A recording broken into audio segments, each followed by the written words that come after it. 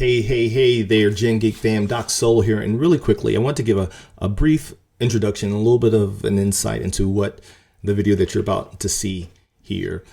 First and foremost, let it be said that I'm not coming from a position of hate or dissatisfaction with any artist in particular. Many of my statements are strictly my opinion from my standpoint and with my years of experience as both a fan and as a professional. So take it for what it's worth. But hopefully for all of the clip pirates that are out there that like to take snippets, you're getting this as soon as the video starts, that what you're about to hear is as objective as I possibly could be, but a rare instance where you see a lot of pain and passion from a disappointed fan. As you'll find out further in the video, that Milestone Comics was very crucial in my own personal development. And really, if I had to pick an inciting incident, one catalytic moment that launched me on the path of taking my art seriously and really trying to do something with it, it would be Milestone, hands down. It would be the advent of Milestone Comics. And so what you're about to hear is my take on where it was compared to where it is and the shadow of what it once was. Again, I'm not trying to throw shade on anybody out there that's doing the thing. God bless you. And when you're doing something, you're already in elite territory. Nor to any of the young artists that were a part of the initiative. That is not my intention either. You know, I know what it's like to be young and really want your big break. But I feel how I feel. I think I have enough evidence and as well as enough friends that helped codify it, all right, and verify it. But again, I'm not trying to hurt anybody with these statements. We need every win we can in this industry. And also, let it be said that, you know, I tried to be as gentle as I could, but gentility is not my strong suit. But by the grace of God, honesty is. One thing I can promise you here on Generation Geek or any of my other channels is that everything that I say, I sincerely believe, and I will stand 10 toes down on it. But I'm always open to healthy feedback and a perspective from an opposite point of view. I'm always open to that, as long as it's done respectfully and in good faith. And so lastly, this is a long one.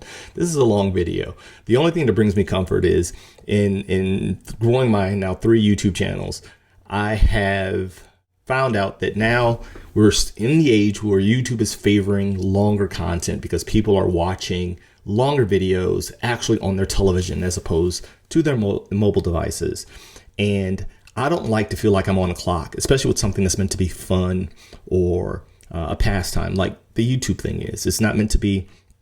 I'm not trying to make it the lion's share of my life's goals. Not at this stage of the game. I'm not trying to be a YouTuber. And so, and I am older, and so I can drone on. But hopefully you find it entertaining, you find it insightful, and you get something out of it. So let's dive into the video. Check this out.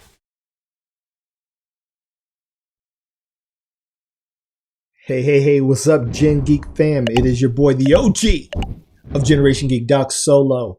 And today I come before you with a heavy heart.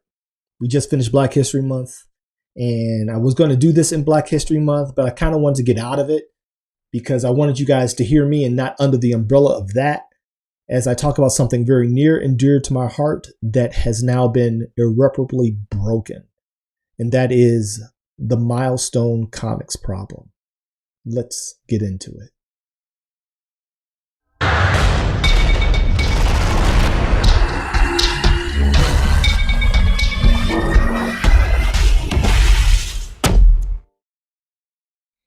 What up, Gen Geek fam? Doc Solo here. I know you guys thought I was done, but we're coming back with Solo Says, and hopefully this year we're going to have a lot more episodes. Got a lot to talk about.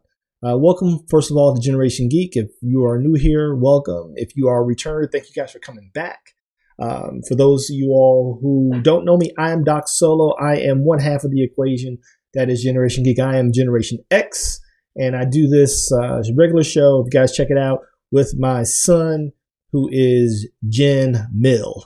And we just come together and we share our love for the fandom and our commentary and our opinions and reviews and all that good stuff. This is kind of where I like to let my hair down, what little of it there is remaining, and just come to you guys as a fan of the medium, as someone who's been around the block a little bit, and give you my insights, because we all know we need more opinions on YouTube, right? So anyway, we're going to dive into it. We just exited out of Black History Month. And I've been musing and mulling over this topic for quite some time. The level of editorial that I do has yet to be determined on this video. But right now, as of right now, I have no plans for a bunch of overlays and things like that. I'm sure they're going to come as before I release this at the time of this recording. But I just wanted to talk freely, and we'll let editing take care of itself afterwards.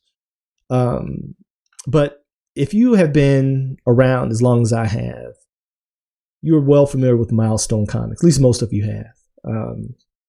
If you guys know me, I'm a storyteller. I am the director and founder of Kapow, the Comic Art Academy, the real art school for real people with real lives, taught by real industry pros. Maybe you guys have seen my ads on Instagram, but I run and operate an online comic art school, and where I am hopefully ushering in another generation of comic book competent artists. And so I've been doing this for a long time. Worked in animation. I've done work, small things, but relevant things for Marvel and soon to be DC. Nothing long-term, no books or nothing like that. I have my own studio, Honor Studios Entertainment, and I worked in animation, having worked on Emmy Award-winning properties from the 90s, such as Animaniacs, Pinky and the Brain, and Batman the Animated Series as an intern. And so I've been at this for a long time. But before I did any of those things, I was a freshly exited, honorably discharged veteran living in Kentucky, and had one kid and one on the way. Was a little bit despondent, couldn't find a job that paid, all the things. You know, I'm at the ripe old age of 21, and actually kind of aimless at this point. Things had not worked out quite how I had planned. The promises that the military gave me with how translatable my military skills would be to civilian world kind of fell short, to be quite honest.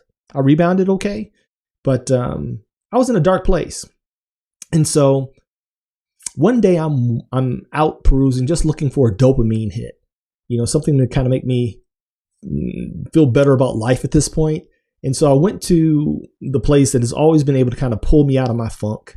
And that was a comic shop. I cannot remember the name of it. It was a major comic book shop down in Louisville, Kentucky, where I had exited the military and where I was currently living at the time.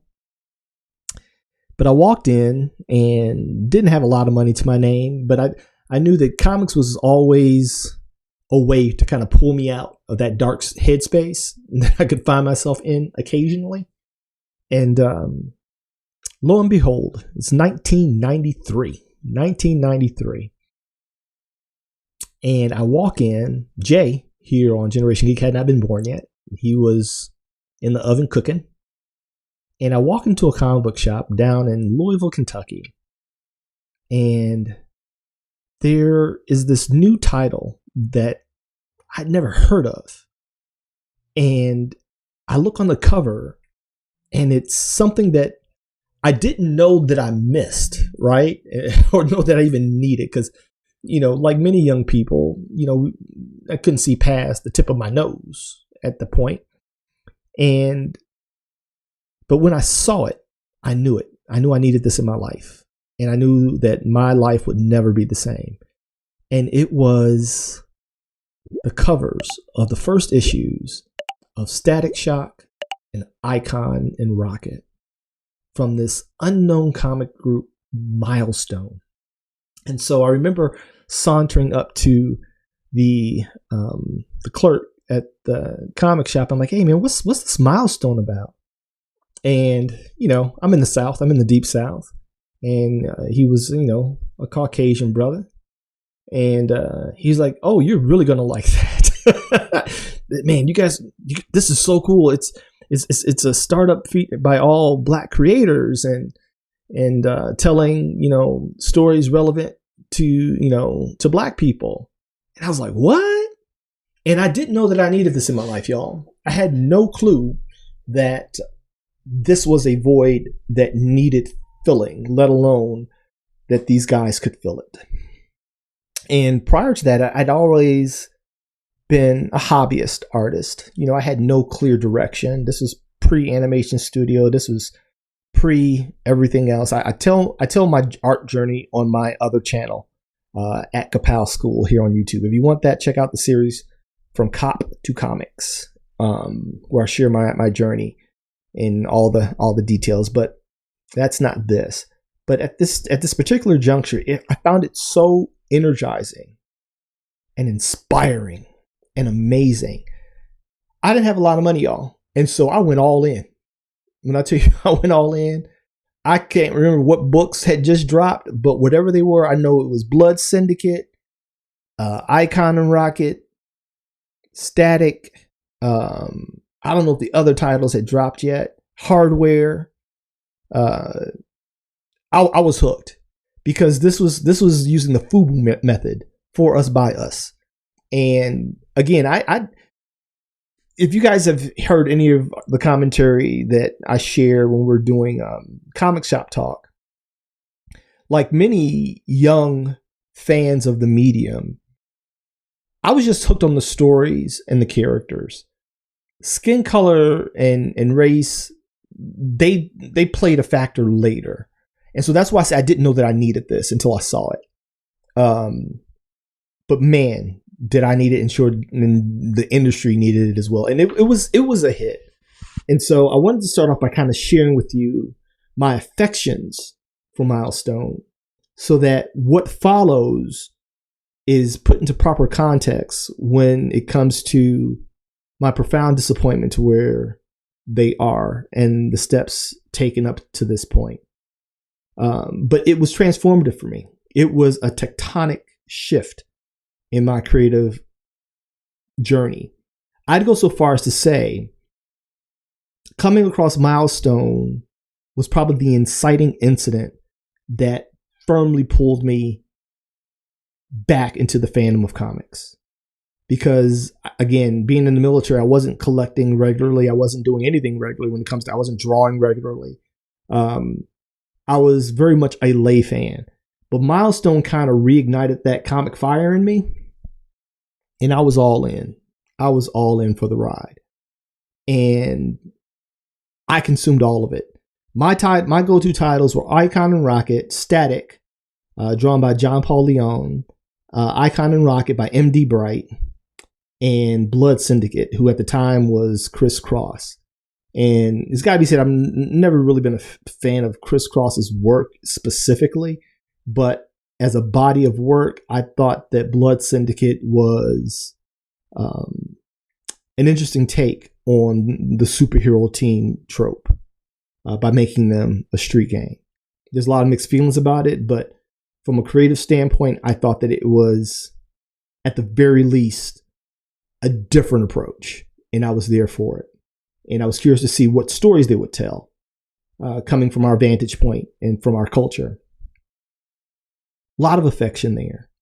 Fast forward a few years later, I'm post my internship at the animation studio.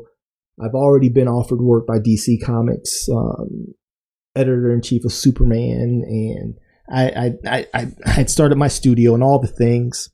Fast forward, and I reach out just on a random search. I can't tell you what triggered the search, but I reach out at the time to Mark Bright, M.D. Bright, the artist of Icon and Rocket, who was also a major artist in Marvel, having worked on Armor Wars and all the things. Hopefully, by the time I'm mentioning this, I may have some graphics for you guys to look at in one of these spaces or over my head or something.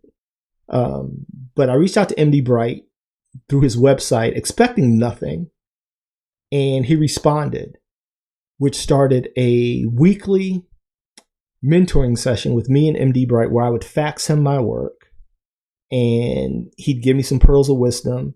And outside of comics, we would just talk about life and things of that nature. I remember clearly that he was at a very crucial time in his life because he had just lost his mom. And he had become, I know there's a lot of, for those who are in the industry, a lot of commentary on his lifestyle. But at the time where I encountered him and we started this mentor-mentee relationship when it came to the comic craft, he had become a born-again Christian. He had just gotten into the church, was playing his bass guitar, and we would talk for an hour or two every Tuesday. I remember it was every Tuesday like clockwork. And that went on for the better part of like 2 or 3 months. And I relished it. And then we started kind of losing contact. I was in law enforcement full time and life and things like that. We just kind of lost contact. And I don't know if he had been sick, but after I started Kapow a few years ago, I reached back out to him and I was not getting a response. I could actually show you on my phone. I still have his number, the last number that I had in my phone with Mr. Bright. And then fast forward, you guys know last year he passed away. To what me and other fellow artists and old dudes, we would agree that the fanfare didn't do his body of work and his ability justice. It was just not enough noise made, as we've seen made with the passing of other creators in the comic space. And so anyway, all that to share my affection for Milestone before I get into the commentary. Fast forward now, Milestone, we know that the issues, it broke up and legal battles and the whole 9 yards and DC retaining the rights and all the things that kind of, it faded to black. And we'd occasionally see we know Static Shock was a hit. I'm gonna get into that. That's part of the story I'm going to share with you guys. I'm going to give you some insight from some insider information. My sources, I'm going to pull a Stephen A. Smith. My sources shall remain anonymous to protect them. And everything that I'm going to say, I'm going to preface it by saying allegedly, so as to avoid any libel. Okay. But I have some pretty good sources on this information. And in hindsight, when we look at the state of things and how tragic they are when it comes to Milestone Comics, you're probably now going to hopefully have some context for my ire. Okay. And so let me start off the second part by saying this. When Milestone announced its relaunch, I got stories. I'm going to share them with you. I got stories, y'all. When Milestone launched its relaunch, the timing of it was not lost on me. Okay. And hopefully not on anybody with 2 eyes and half a brain that functioned. All you had to do is pay attention and have a little bit of critical thinking engaged. Just a little bit, not a whole lot. Just a little bit. Doesn't take a lot. Does not take a lot. And like most of us OGs who remember what Milestone was, we were excited. We were so excited. I remember having conversations with some of my boys, other black creators and even white creators. We were excited about the DC fandom event, which occurred during COVID. And so I think maybe back up a bit. I may be getting ahead of myself. So for those of you all don't know, after Milestone broke up, after they went dark, in 2017, a lawsuit was filed. It may be, I'll have a graphic of the court papers, but you can find them online. I'll see about putting a link in the description, the actual court filings of the McDuffie estate versus DC and Milestone creators. For those of you who don't know, Dwayne McDuffie was the heart and soul of Milestone. I think he came in a little bit later. If you guys have seen the Milestone story, I know that I have the documentary on one of my hard drives that I downloaded, but I know you can find it somewhere on here. But Dwayne McDuffie was kind of brought in after the idea had been initiated, I believe, by Cowan and I want to say maybe Mr. Dingle. And so they needed a writer, and I think the story goes that they were at a convention and Mr. McDuffie was there. Cowan and Dingle told McDuffie, and basically he was in. They thought it was crazy. Let's do it. At least that's the story that's been told. Okay. But quickly, McDuffie became the driving force behind Milestone. Another great one gone. Gone. This man was a quantifiable genius. Not a genius in a flattering sense. I'm talking IQ through the roof. Just brilliant. Okay, on so many levels. And we know him from his work on Justice League, Static Shock,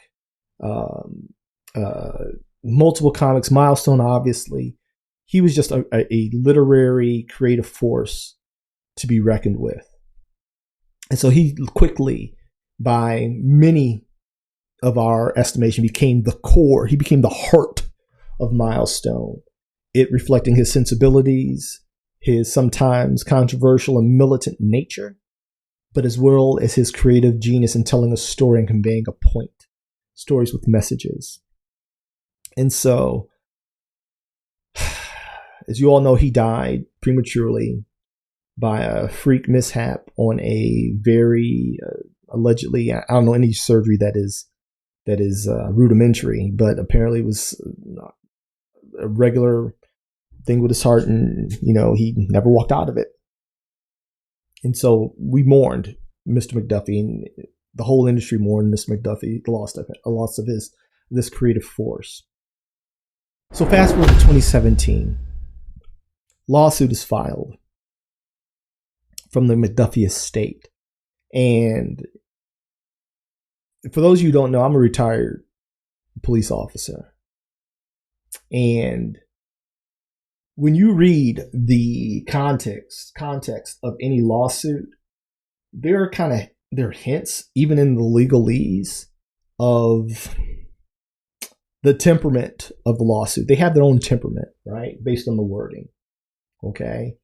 And I invite you guys to read it. Again, I'll put the link in the description. You can find this online. It wasn't sweet, y'all. It wasn't sweet. A lot of times we have input and perceptions from the fan perspective. But as someone that has had the privilege of peeking behind the curtain and walking behind the curtain, there's a Game of Thrones type scenario always at play. Saying that, it means a great deal to me.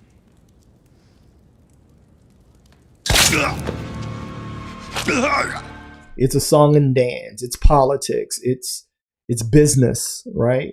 There's the fan-facing persona, and then there's the real and raw that happens behind the scene. And let me say that what I'm about to go into now is alleged, but the source, I believe, is extremely reliable. Details that were mentioned that could only be mentioned by someone that, if they were not in the room, they were having conversations with the person who was having the conversations in the room. Okay. And so take it as third party. I'm officially saying that this is third hand information. But the source, I trust the source. I really do.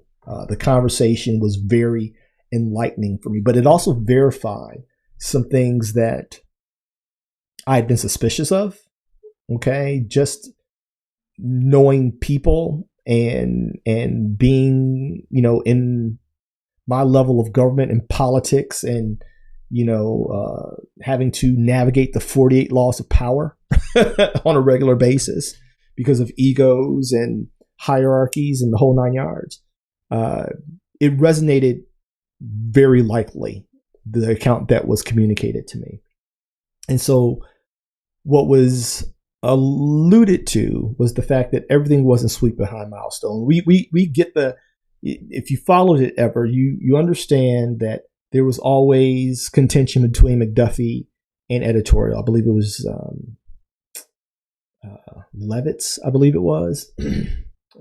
Someone check that on me. I'll correct it with a pop-up if I've gotten it wrong. But whoever the editor at DC was at the time, and there was some contention. There was this butting of heads that was public knowledge because Dwayne McDuffie wanted to operate virtually unimpeded with his creative vision for Milestone, because he wanted to tell our stories raw. He wanted to tell them real, and he wanted people to kind of feel what the Black experience was from Black creators, something that had not been done in comics. It had always been filtered through an other colored lens, or edited through an other colored lens. And though I understand the sentiment as someone that is not completely ignorant of the business and the politics of the business, some of it could arguably be considered unreasonable.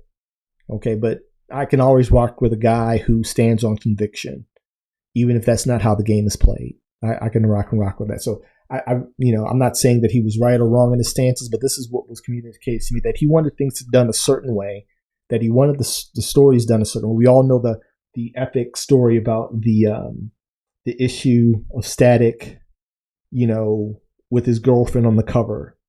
And that's the most profound one. But apparently there had been other instances. But even a little bit lower down, things weren't sweet with the home team. There had been some dissension among the ranks. And you can expect that. Jay and I talk about all the time, both of us having played high level sports, that when we look at, professional teams, many of them are professionals. They are not friends. And that is a common misconception in any team environment. It's actually business, right? And so the fan part of me kind of clutched his pearls. Like, oh my gosh, you mean they didn't really get along? No, they did not. And of course, the distribution of duties was also reportedly not equitable, right? It wasn't equally divvied out. And certain people started getting more shine than others. We know Mr. McDuffie got his shine, right? We know Static got its shine, and John Paul Leon. There were a couple of books that a group of people held in some affection, but I personally did not care for, like Hardware, as well as Blood Syndicate was always kind of iffy. And then, later books like Cobalt and Shadow Cabinet and their events. I mean, some were hits, some were misses, right? Just to be clear, some were hits, some were misses. But that's with anything. That's not an indictment on the premise and the concept that was Milestone. But oftentimes the creation suffers from the issues and the schisms of the creator. It's a thing. It really is a thing. And it can affect the quality of the work.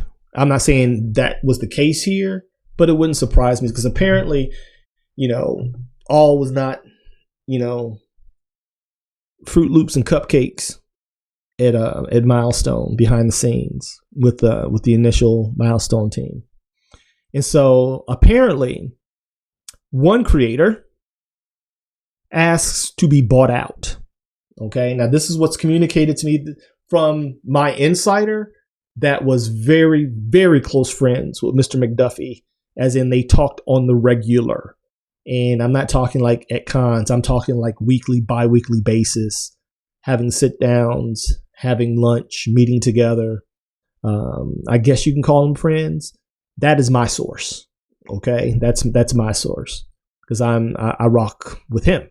I didn't know Mr. McDuffie. I had some very tertiary connections with Mr. McDuffie. My claim to fame with Mr. McDuffie, just to be clear, is he once had a forum. Back for all you old folks that remember forums and message boards, he had a forum, and I made a comment one day during a slow period, he would pop in every once in a while, make a comment, blah, blah, blah. And so I made a comment, which is rare for me. But I said, for someone who is supposedly a genius, why can't you spell your name right?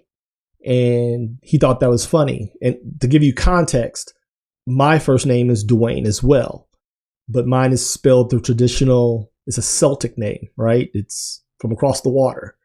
And so my Americanized spelling is considered to be the authentic spelling, where the Dwayne is the Americanized version. And so he got it as soon as it was kind of a test, and I figured he'd get it, and he got it, and he kind of chuckled virtually. And moving forward, whenever I would make a comment, I guess it was enough to get his attention. He would graciously respond to my comments, where he didn't respond to all of the comments, but he would always acknowledge me, I guess, because that you know, we had that in common, right? And maybe my comments stood out a little bit, but that's it. Not much further than that. Not a whole lot to it. But my connect, who I'm sharing this third party information with, he wasn't that. They were boys. They were boys. Okay. Trust me, the conversation, I was like, oh my gosh, you know, you shall remain nameless, but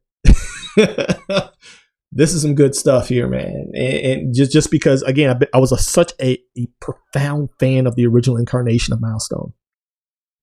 If you all can't tell by the X hat, it's Generation X. It's the original hat that Static wore in his first costume, where, you know, it was still on that militant stuff, you know, where he had the lightning bolt costume and the X, and he flew around on a manhole cover, right? You know what I'm saying? I still rocks with that. And so, yeah, man, a lot of love, a lot of affection there. And so anyway, back to what my source informed me of. Things were not sweet at Milestone offices, to the point where somebody left. They asked to be bought out. Okay.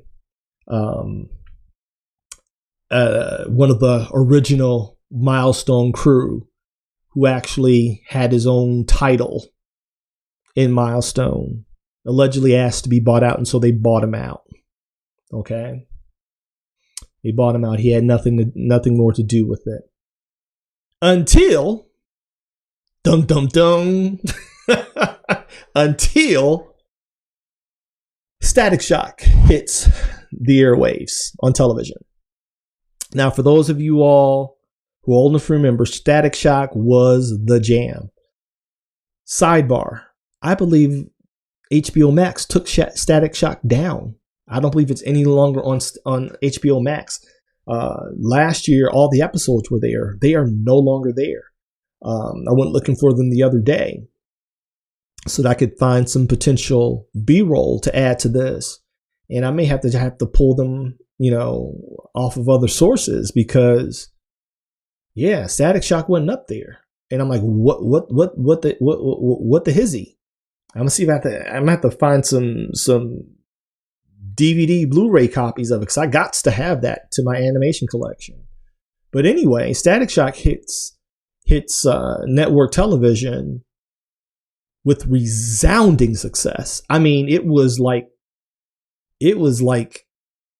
Titanic success. It was a huge hit. And Dwayne McDuffie was one of the writers at the helm of Static Shock. Well, said creator that asked to be bought out of Milestone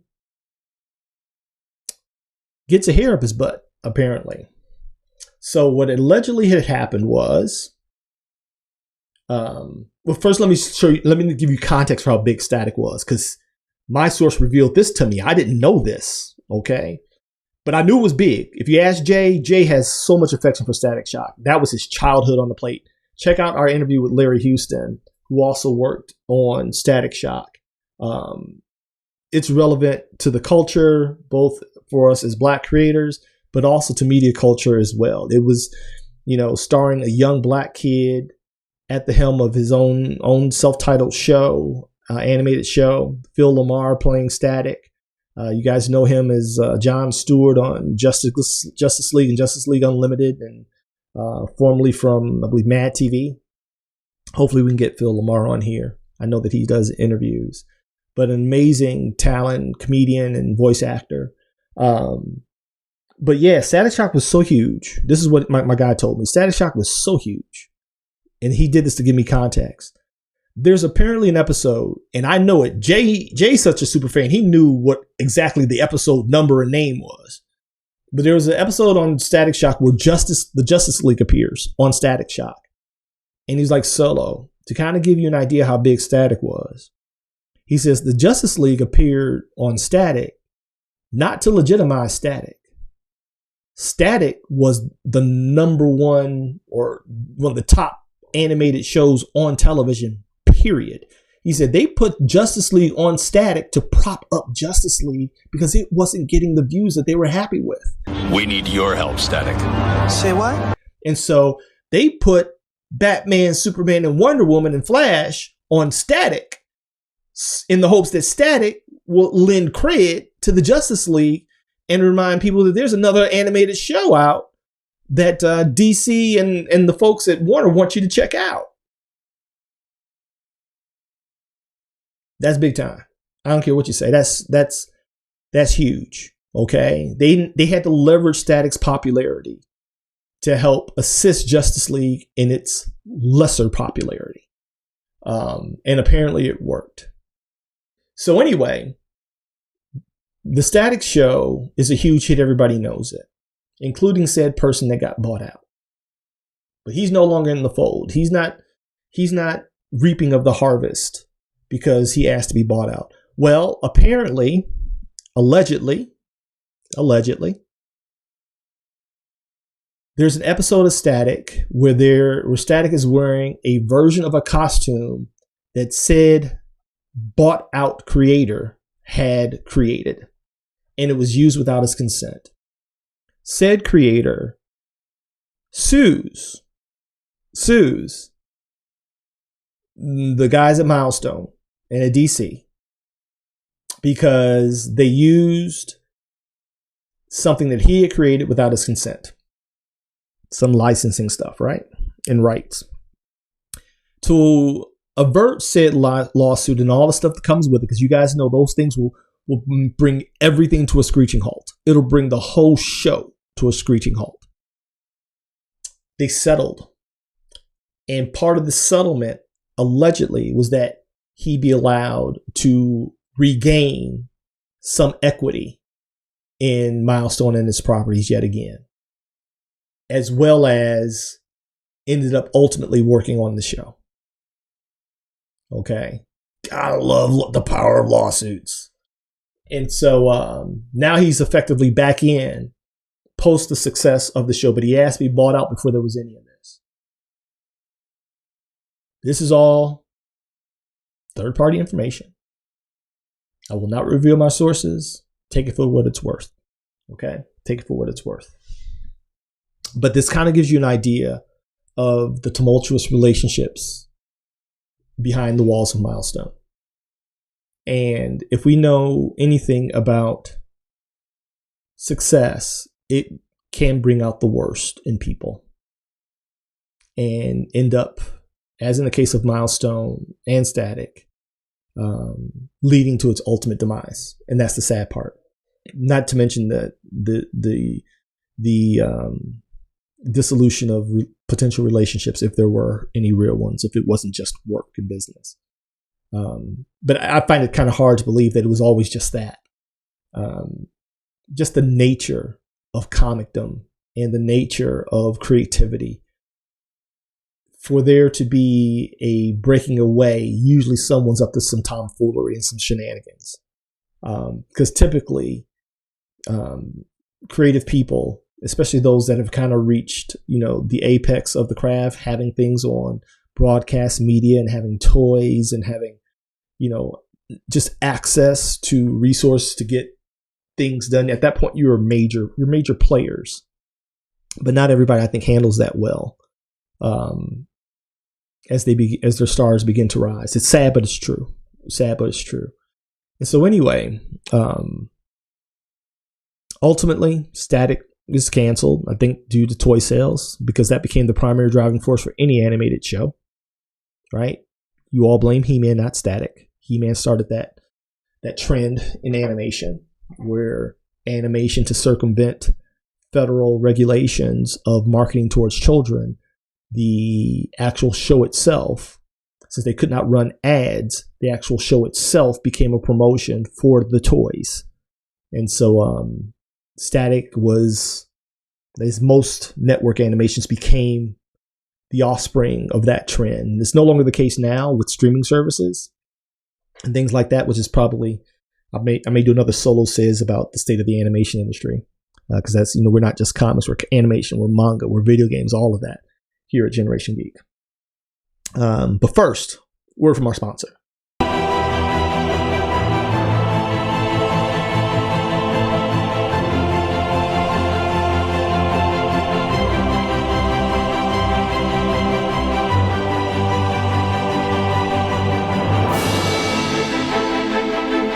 And now we are back. And so, yes, check out Kapow, the Comic Art Academy. If you guys are interested in learning the comic craft from real pros, it is my virtual online school that I started. We are accepting applications for enrollment for the 25-26 school year, adult 3-year class. If not, check out Panels and Gutters. Panels and Gutters is our weekly 90-minute live instruction and access to our private social platform. Check me out at Kapow School, for all things pertaining to Kapow and the actual teaching and the process stuff. I should do that there. But yeah, this is brought to you, and all of Generation Geek is brought to you by Kapow. And so, yeah, check us out. Back to the story at hand. Fast forward now. 2017, Milestone is now a word in the ether. You know what breaks my heart, y'all? Last week I was at the comic book shop, and a brother that looked a little bit more seasoned than me came in, and Tommy from our comic shop talk, Tommy, and this other dude, it was this white fella named Matt, who's also around my age. We were talking about Milestone, and I was telling him about this video that I'm about to do, the one I'm doing right now, and we were talking about Milestone. And this older brother comes in, right? And, he's of the culture. And he's like, what are we talking about? He came to pick up his books. And Tommy, y'all know Tommy. Tommy's like, oh, we're talking about Milestone. And we're just assuming because he got more grade than me, right? And he has to be pushing 60 maybe, right? Late 50s at least. Tommy's like, yeah, we're talking about Milestone. And dude's like, what is that? It ain't right. It ain't right. It isn't right. And I almost felt like he had a cultural violation at that point, right? He had committed a cultural crime. You're a comic book geek, you're black, and you don't know what Milestone is. But as I've gotten older, I've learned to extend grace. That's the comic geek in me. The unrealistic expectations that, we have all this stuff in common. We have more in common than uncommon, but we have to allow for those deviations. And this was a definite deviation. And so anyway, Tommy's like, Milestone. He's like, what is that? And the other dude, Matt, who's white, he's like, and he's a white guy. He was surprised that this guy didn't know what Milestone is. You don't say. You don't say. And so they looked at me and I said, came out in 1993. I gave them the spiel. It was for us, by us in the comics, the first black imprint of DC. It had never been done before. Black creators at the helm, even though they weren't the sole ones working on the properties like John Paul Leon and Static. He was not black. I think he was Canadian or Spanish or something. But anyway, it was for us, by us. Blah, blah, blah. And he's like, no, I mostly rock with Marvel. I wasn't never into the whole DC thing. I'm like, respect. I dig it. We like what we like. I still thought it was kind of weird that a brother that seasoning wasn't, we don't get too many, zeitgeists in the industry, real ones, legitimate ones. And Milestone was definitely that. So I was a little bit weird that he knew nothing about it, but Okay, cool. And so anyway,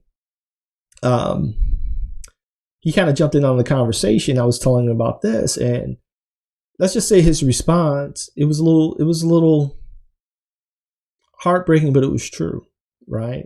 I'm not going to repeat it because it's a little bit insulting to the more sensitive, but he wasn't wrong. Okay, he wasn't wrong. And so fast forward, I know that was an abrupt stop. I'm stopping myself before I go too far. Okay, so fast forward to 2017. Milestone has been dead in the wind. We've DC, because of legal retention, the right of retention, how a lot of these contracts go with licenses is the license holder has to use the property X amount of times as outlined in the contract for retention, or less the rights of the property revert back to its original owner. So this is why we would see, like in Young Justice, we'd see Icon and Rocket in Young Justice. Okay, not having major roles, but it meets the burden of the license holder utilizing the property, right, within the time frame to restart the clock. Okay, and so we'd see little glimpses of Static, Icon, right? Might be a couple stories here and there, boom, boom, boom, and then back, into the shadows it goes. And so fast forward, 2017, a lawsuit is filed by the McDuffie estate against Milestone, and it names, read it again, I'm gonna put the link in it here, as well as see if I can grab some screen grabs and do some kind of editing. Hopefully you're looking at it now somewhere on here. But it names all of them in the lawsuit. Basically, they wanted to use Milestone and not consult or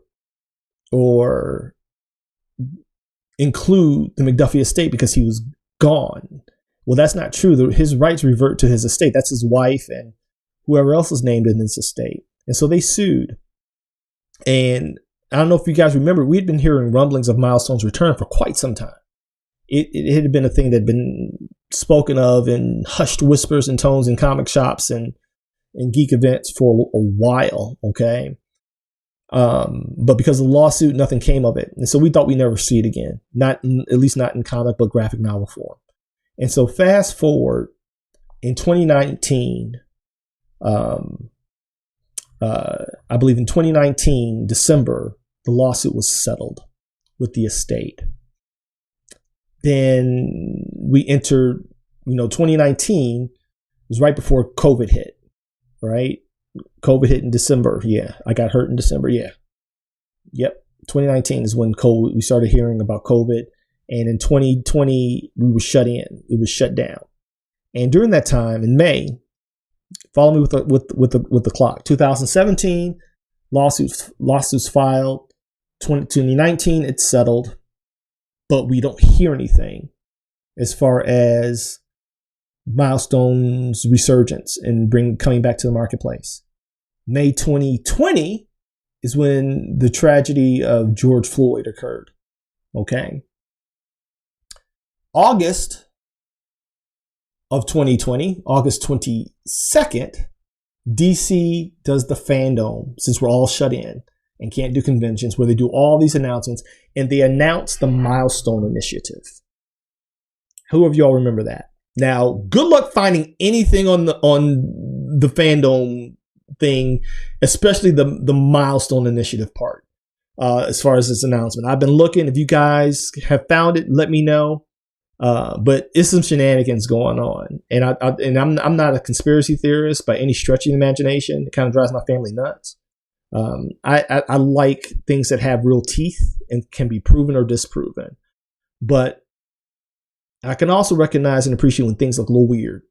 When things look a little weird, I'm like, something's going on here. So they announced the Milestone Initiative. Okay, and some of you guys probably submitted to it. But I got a Milestone Initiative story. This video is going to be a little bit long, so you might want to watch this in part, maybe while you're working, do your thing in the background, whatever the case may be. But I'm going to tell it all in one shot. I'm not looking at a clock, skip y'all's attention rates. Okay, we just gonna tell it and let y'all process it. Hopefully, there's enough story here to keep you watching to the end or coming back to it. But the fandom and Milestone initiative occurs, and I call it the Milestone initiative fake out. Like everybody, I thought it was an excellent idea to usher in the next wave of Black and people of color talent into the industry. I know that representation matters a lot. But in my opinion, it matters most behind the scenes. Who's conducting, who's creating, who's writing, who's drawing.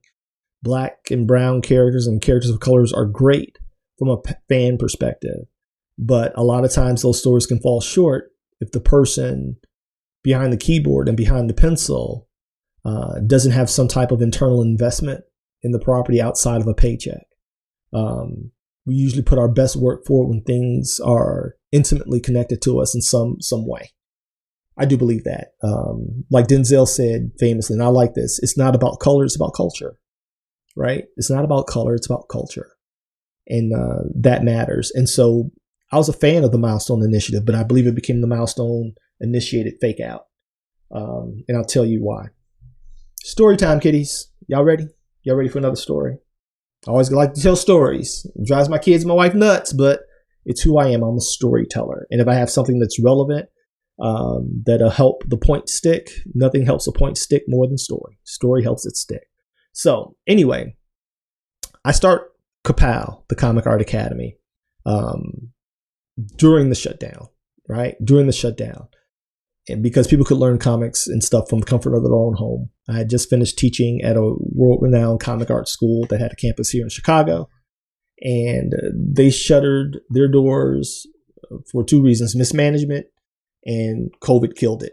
You know, as you all know, anything that wasn't stable prior to COVID gave it the knockout punch. Right? If there was any restaurant, if there was any institution, whatever it was, if it wasn't on stable ground pre-COVID, COVID was the kiss of death. I know it was you, Fredo. You broke my heart. You broke my heart. And so anyway, that was the case for the school that I was teaching at. And so, but it paved the way for Kapow. And so, you know, opportunities, right? In promoting Kapow, I was traveling and I come in with my flyers and my displays and my cards.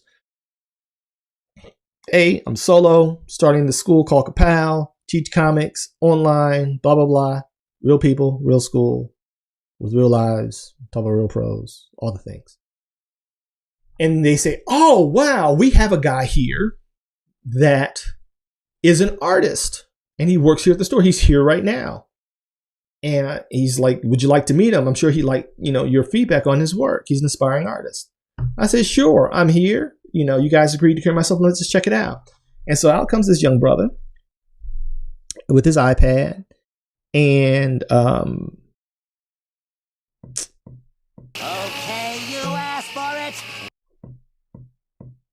I gave him a critique. And it was, I gave him a critique.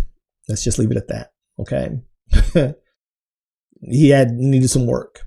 And I encouraged him. I said, hey man, you might want to, like, if you're serious about pursuing this, you might want to kind of level up your skills. And, you know, yes, I'm here for this, but this is why I'm creating this entity for people like you. My man didn't take me up on the offer. Fine. Right. Fine. His situation didn't allow for it financially, but he says, but I'd like you to mentor me. No, not happening. That's another story. I'm not doing that. Not under those circumstances. To me, all I heard was, can you teach me for free? So anyway, fast forward, I lose contact with the young brother, right? He followed me on social media, but I lose contact with him, fade to black. Now we're out of COVID. This is like 2 years later, and I'm at a local comic book convention at a brewery here in the Chicago suburbs, and I see this young brother. I don't recognize his face, but I see he's got this Milestone Initiative shirt on. I was like, oh, and mind you, again, I'm still madly in love with Milestone at this point.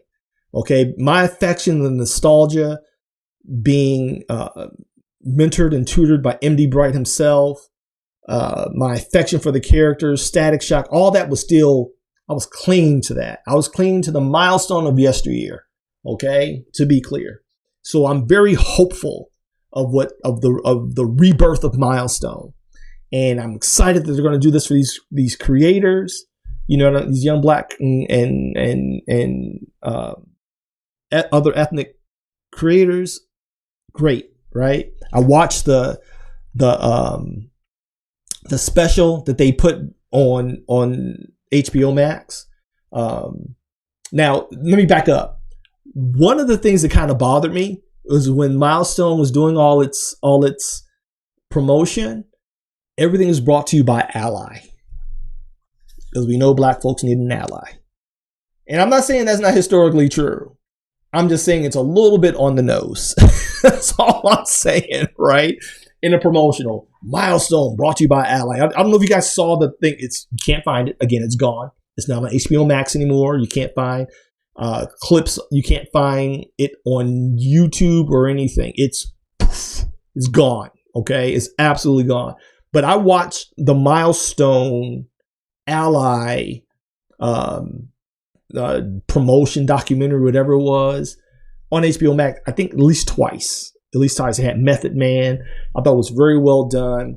They talked all the good stuff, y'all. Oh man, they talked the good stuff. But something wasn't sitting right with me. I'm keeping in mind the timing of it, following George Floyd. It's been in limbo. Y'all settle, but y'all wait till now. It felt like pandering to me. And so I questioned the sincerity of the effort. Let me say it right now. I was skeptical. That's the cop in me. That's the cynic in me. That's the critic in me. That's just how I'm wired. Love it or hate it. My family has mixed feelings about it. But I'm a critical thinker. I don't believe in true altruism. I'm sorry, I'm just not that. I've seen too much in my career in law enforcement. I've seen the worst mankind has to offer. I believe being altruistic and being good is a choice that we make, even if we make it for selfish reasons. And this is coming from somebody who's a born again Christian. It's just hard for me to believe in altruism for altruism's sake. It's like, where do you stand to gain from this? Not that you shouldn't gain, but what's your angle, right? Let's just be honest with it. And so anyway, man, let me tell you something. I watched that thing and a whole bunch of yellow flags. I won't even say red flags. There were yellow flags went off. But I watched it twice to make sure I was getting what I felt I was getting. So now I'm watching. So now fast forward to this little local convention, and I'm watching this young brother set up. Literally, he's across the aisle from me, 2 tables down. So he's right in eye shot. I'm there with my oldest daughter, who's my assistant at Kapow, who manages our interviews. So if you guys interview with us, know you talking to my baby girl. She know what her daddy want. She know the culture. She knows she's going to inherit it one day, so she ain't playing with the interviews. You might want to come correct when you interview at Kapow. And so, anyway, I'm sitting there with her, and I'm watching this young brother set up, and he's got this Milestone Initiative shirt on. And I'm like, hey, young bro, where'd you get that shirt from? And he's like, hey, man, how you doing? And I did not remember who it was. He says, man, you don't remember me? And I'm like, because you got to remember now, I'm not somebody important, but I meet a lot of people now that I'm back on the convention circuit and starting the school and, all the other things. And so I'm drawing a blank, okay? Because we're like 2 years now removed from that one encounter and you letting me know that you weren't willing to invest in your skill set, but you're willing to let me mentor you. Because I found your work to be woefully deficient on a foundation. We're not talking style and aesthetics. We're just talking on the foundational storytelling, anatomy, appeal, right? And now he got all that in the critique, which is why he wanted me to mentor him. It wasn't offensive. I don't do offensive critiques. I tell you, I don't do brutal honesty. I do surgical honesty, because with surgery, my job is to try to heal you and to improve what's broken. brutality is meant to be violent and is meant to do harm. Surgery is meant to heal. You get cut, you bleed on both, but unlike brutality, I'm going to stitch you back up and I'm going to put you in a healing environment or give you the tools necessary to recover better than you were. So that's how I critique. And so he enjoyed it, which is why he wanted me to mentor him. But he knew that what I was saying was true because it wasn't personal. Well, anyway, it's him. It's him. I had no idea. And then I was like, oh, I didn't recognize him on the documentary. So that's pretty bad. I'm getting old, y'all. And so I didn't recognize him on the documentary, to be quite honest. And when you refresh my memory, I was like, oh, what's up? And I'm not going to put him on Front Street, so I'm not going to mention his name. We will not be messy here. And so he said, yeah, I was one of the finalists in the Milestone Initiative. I was like, congratulations, man. I'm so happy for you. In the back of my mind, I'm thinking, how? And I know that sounds bad, but understand your boy's got Asperger's. And so truth and objectivity, I kind of lead with that by and large, even if sometimes it comes out wrong. So I didn't say it, but I thought it. I'm like, so that's how I know I'm getting better. I'm like, how did you get selected for that? What was the criteria that they selected you? Right? That was another yellow flag that the Milestone Initiative was up to some shenanigans. He said, yeah, man, I was happy for him. I just couldn't understand it, right?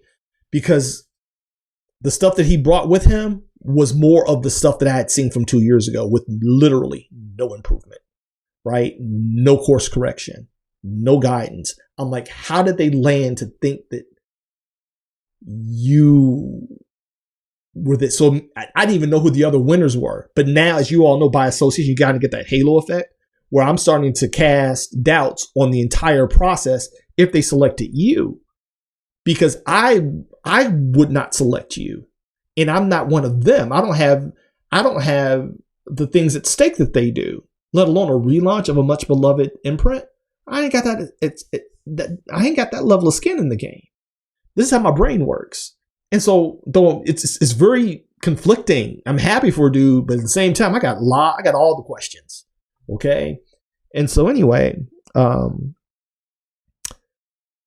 we do the show for, I think it was 2 days, and I'm watching now. Okay. This is another thing. I'm very aware, and I'm doing what I do. It's not a competition, but I'm open to being wrong. So because I know where your abilities are, and that now you're wearing this sweatshirt with pride and all the things.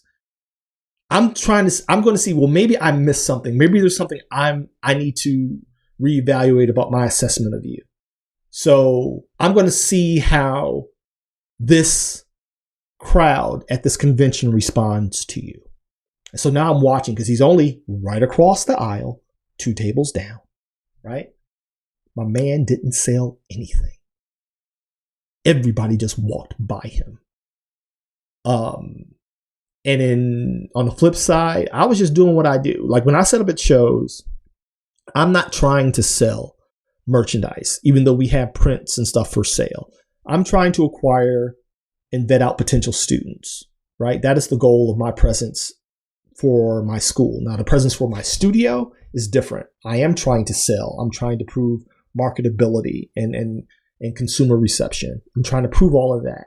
But my school is not that. It's a service. It's not a product. It's a service. Honor Studios is a product. Kapow is a service.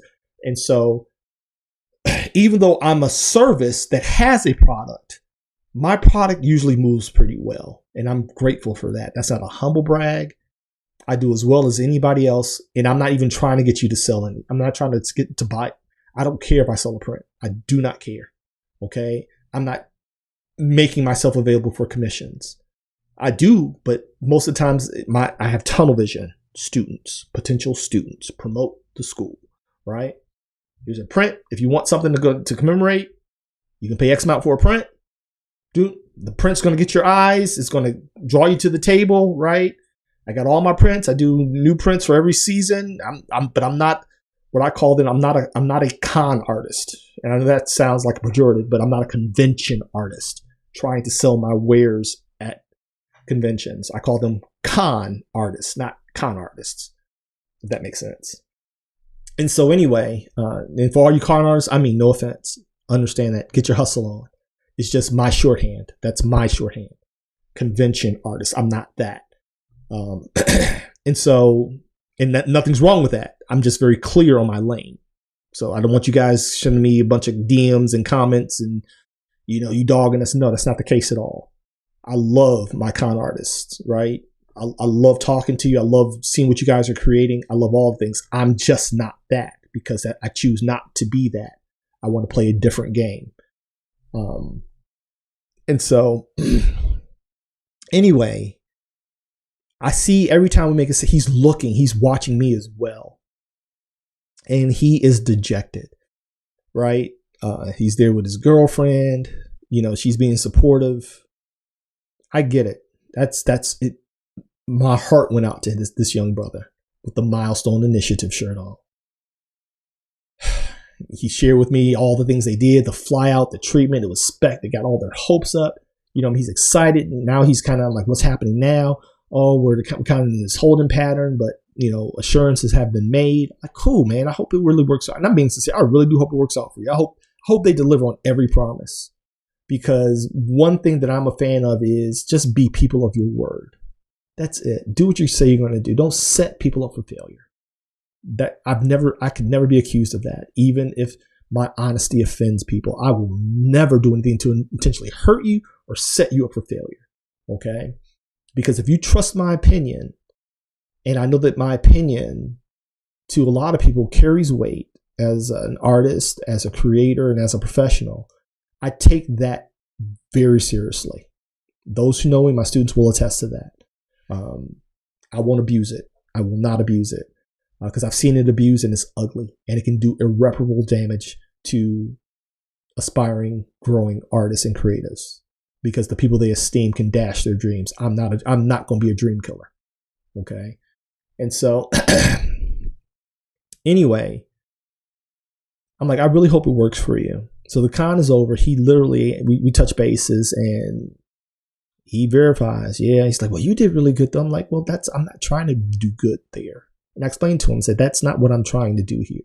I said, that's just me to kind of catch, the crumbs, right? Well, you're not going to sign up for the school. You're not going to apply. Then, go ahead and give me a few dollars for this. I'm cool with it. It'll buy my daughter lunch. I'm put some gas in my car. I'm straight with it. But that's not my goal. I'm never counting how much I make at a con. Just understand that. Like when I buy a convention, I'll do another solo Sayz on how we should navigate conventions, okay? On how we should navigate conventions as professionals. It's very categorical. But again, knowing your lane and having clear metrics for success can help you calibrate your expectations and really give you an accurate assessment on how you should pivot, or what adjustments need to be made based on what your metrics are, your KPIs, key performance indicators.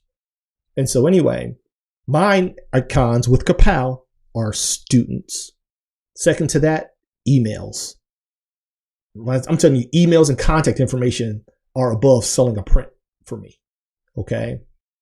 Because at least I can follow up with you from a business standpoint. So anyway, fast forward, we do another little local convention. And these are conventions I'd never been to. And he's there too. And he's a little further down, but he can see me and I can see him. And at this convention, though, he says something different. He's like, Solo, can I get on your calendar? I'm like, sure, man. Sure. He says, I really need your input on something. He said, you were so honest with me last time. And, I respect you and what you do. He's like, so if I just get a few minutes of your time so I can talk to you. I'm like, absolutely. Absolutely, man. Schedule, get on my calendar. We did the show. We touched bases. It was more of the same. And this was at a different place. And he was, now he's spiraling, right? I can tell he's kind of spiraling. You go from this high moment with the Milestone Initiative to this reality that your work on its own merit is not appealing to the general audience. You know, say what you will about conventions, they're probably the most brutal of audiences, unlike social media audiences. People at conventions are making the decision right there on the spot in front of your face. At the very least on social media, they get to hide behind a keyboard and either click support or buy or not to, and you're none the wiser. But when they walk up to you, look, and walk away, that hits different. I'm telling you, you got to have thick skin, man, right? You got to have thick skin. I largely do not care. But again, I've developed this armor over years of exposure as well as law enforcement, you know, where I wear people lightly. It's not personal to me, you know. I've had people not buy from me because I'm black, both white and black folks. Wrap your head around that. And that's literally why. Literally why. Not guesswork. I can tell you stories. But anyway, he asked to get on my calendar. So fast forward, he gets on my calendar. We meet like a week or two later. And he's telling me his experience since the Milestone Initiative. And he verified all of my suspicions. That he was not getting the support that had been promised. That I asked him about his mentorship. They had assigned him. Now he's an aspiring writer. They had assigned him to a writer that lived somewhere in the area. And the writer was not a mentorship. It was literally a one-time phone conversation.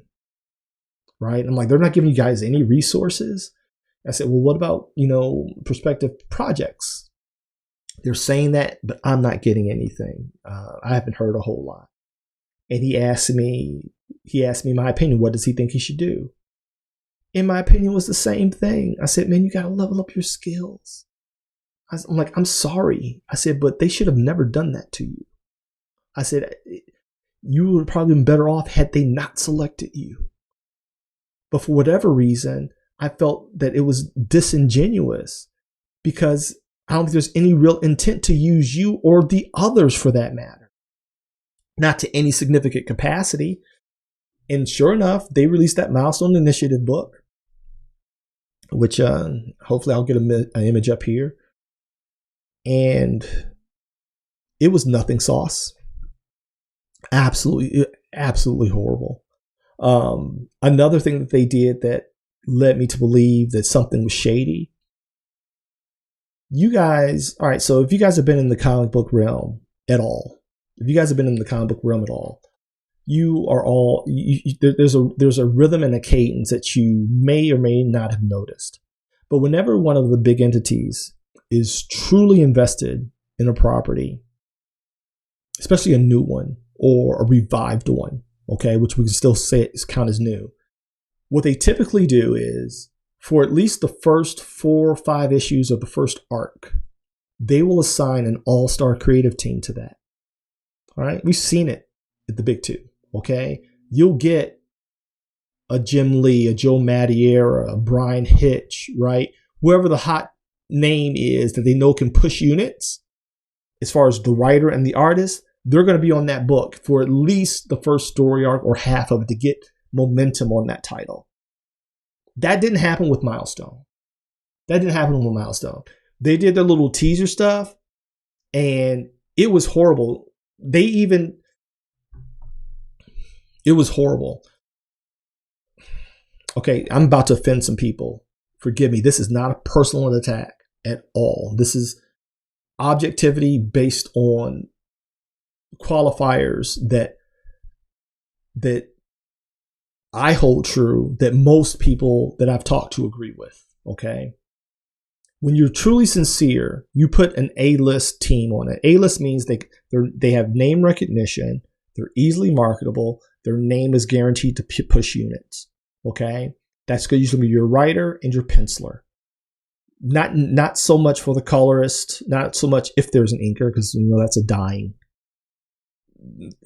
piece of the pipeline. Okay. But the penciler and the writer, you're talking about the lead singers of the band at that point. They're usually going to be A-listers. Milestone did not do that for any of their titles. None.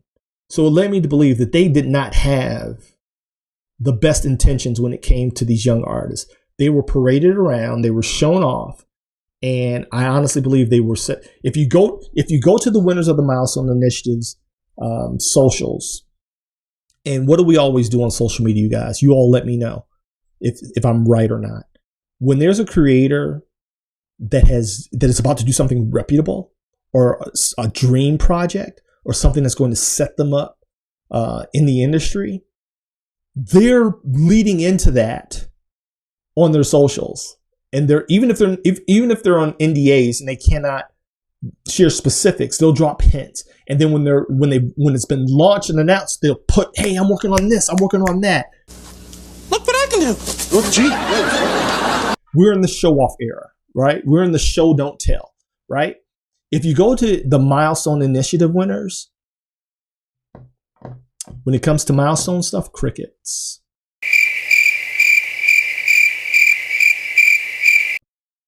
Crickets. All you gotta do is pay attention. That's all you have to do is pay attention to what's happening, and you'll see what I'm talking about is true. These were all signs for me. I'm looking. Gotta remember, I'm a professional investigator, so I'm looking for these consistencies. And when anything falls out of bounds for those, it's telling to me. It's telling me something different. And so, try it, because I did it. I did it. I pulled up the winners. I have the Milestone Initiative book. I'm like, all right, let me go find their socials and see if there's any inkling that they're doing anything, not alone with the Milestone, but anything at all that isn't independent or small press. Almost all of them are doing. All of them, the ones that post regular, are doing small press. You're not seeing Milestone or any reference to it. And then when they launched the books, Icon and Rocket, you put Doug Braithwaite on it. Doug Braithwaite is a Black British artist who is very competent. I'm not a fan of his work, but at his best, in as far as the criteria is name recognition, right, in the industry, and will push units and highly marketable. He doesn't check those boxes, okay? And he's got some issues artistically I won't go into. But you put him on Icon and Rocket, which was a major title, right? And then you take a guy, I think his name's Nicholas Draper Ivy, okay? I really believe they got him for his potential social influence. I'm not saying that the kid doesn't have talent. He does. He absolutely does. But he didn't have enough talent to headline your headliner book, Static, the book that was a beloved TV show that was the guaranteed hit of Milestone. Undisputed king of Milestone was Static, right? He's not that. He's a nobody that you put on your number one title, right? And I'm not being insulting. I'm not saying he's a nobody, but by industry standards, he's a nobody.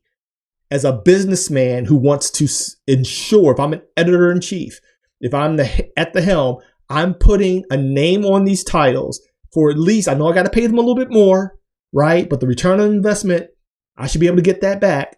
I'm putting someone to launch these titles whose name I know is going to assist in reintroducing this to the marketplace, and let alone the quote unquote new audience, which another I call bullcrap on. You can't market that to the new audience. You can't market Milestone to new readers. They have no point of reference. The only people that are going to pick up Milestone are us old heads. That's it. It's going to be us. It's going to be us. Okay. So when you start reinventing the story, which is completely unnecessary and static, starting with a Black Lives Matter movement, why? The Big Bang was good enough. It was good enough. It didn't. The choices were horrendous. The decisions were horrible. Okay. All you had to do was pick up where you left off, give flashbacks, but you reinvented the whole thing for unquote news. It was dumb. It was asinine. It was an idiotic creative move. Okay. Because we know that's one of the reasons why the industry is dying. And Milestone, we're going to bring them back to the comic book stores, man. One of the reasons, the main reason, and I'm doing another one, you can add my little notes here, the comic economics, right? Is that the demographic in comics is aging out. We're leaving this plane of existence. Okay. And so, yes, we have to bring in new readership, but that's not how you do it. That's not how you do it. And when you relaunch Milestone, the only people who know what Milestone is, that have any affection for it, any point of reference for it, are us graybeards. That's it. That's it. So you bring in a kid who at the time, he had over 100,000, that's influencer status on Instagram, an incredible Instagram artist. When I tell you this Nicholas Draper Ivory, his eye for design and fashion and his but his storytelling, horrible, absolutely horrible.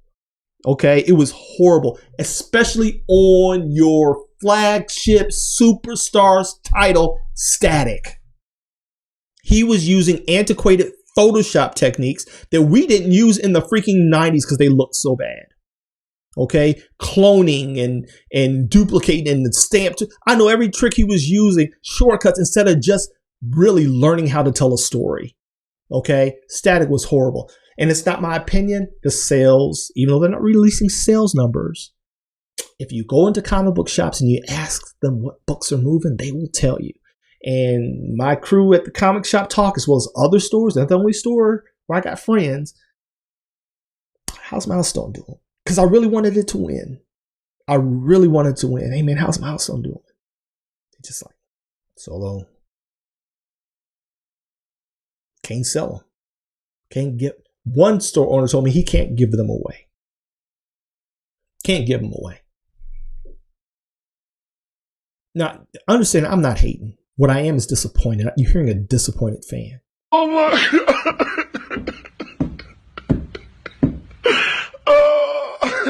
Oh my God. That's what you're hearing. Someone who has profound love and affection for this. On Kapow, I did an interview with one of my buddies in the industry. And I have now resolved that I don't want to do, and I'm fortunate enough to be even mentioned to be considered to do work in the quote unquote mainstream, for whatever honor that is now. I don't know if that's even an honor. I'd rather just do honor. Right, I'd rather do my own studio, like most creators nowadays. But I told him, I said, I would not consider working for anybody in the mainstream with the exception of Milestone. And that's because of my affection for them. I said, I don't have a superhero complex. They've done the damage already with this botched relaunch. This all the wrong moves.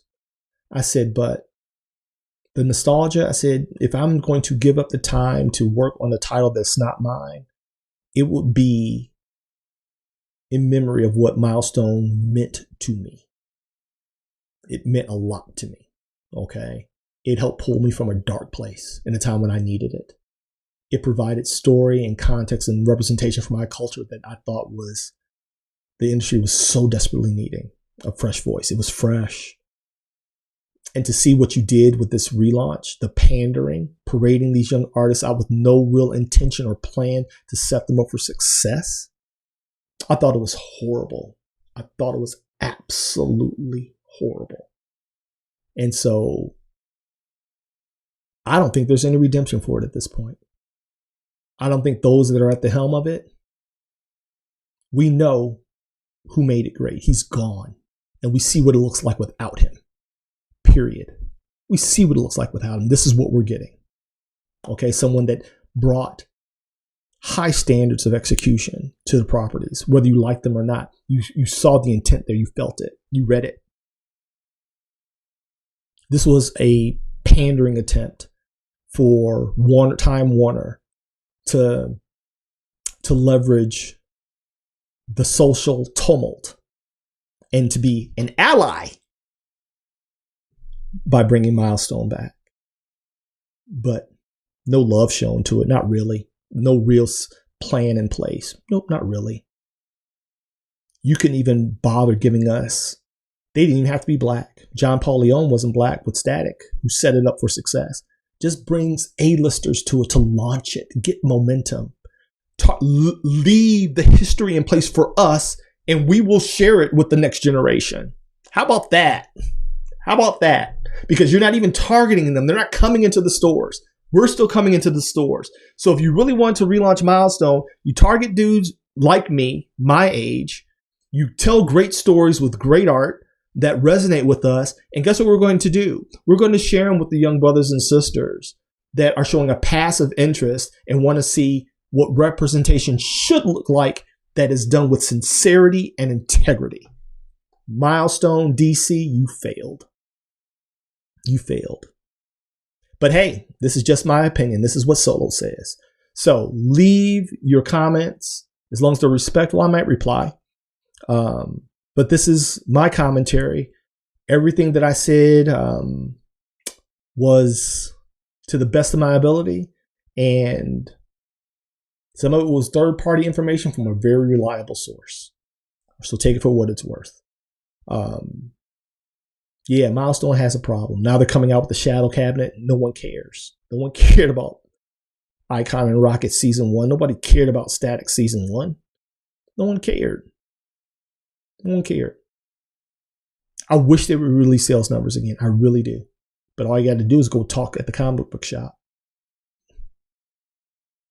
Go talk to somebody at the comic book shop. Ask them, hey, how's the Miles? How'd they do? They'll tell you. Because they only make money if they sell. They got to get them off the shelves. They don't want all those back issues that won't sell. Those back issues won't sell. I bought a bunch of blanks. That's how excited I was. I bought a bunch of blank variants of Milestone. And I'm still going to draw on those. Right? And hopefully somebody will feel the affection and the love that I put behind whatever commissions or artwork I put on them. Because I still love the original Milestone. I love what it was meant to be. This ain't it. This ain't it. I'm going in closing. I'm going to say, Mr. McDuffie, wherever he is, I know that he is grossly disappointed, profoundly let down. Okay, yeah. And you hurt these young artists. You set them up for failure, man. You set them up for failure. You got them because of optics. You did the whole parading at Warner Brother and wherever you brought them out to in California. And wine and dine, got their hopes up. One asked for my advice. What should he do? He was in that room. He was on the documentary. Okay? His phone number is in my phone. And I heard his pain. I heard his pain. You can't deny that. You can't deny that. It's out of respect for him that I'm not mentioning his name. Not mentioning his name. But I'm telling you, young bro, just keep up your skills. And if you're a part of the Milestone Initiative, keep your head down and just keep working because you love it. Be careful which star you hit your wagon to. Okay? They are business people at the highest levels with their own agenda. I'm not even putting on the Milestone figureheads. I think many of them were just that, figureheads.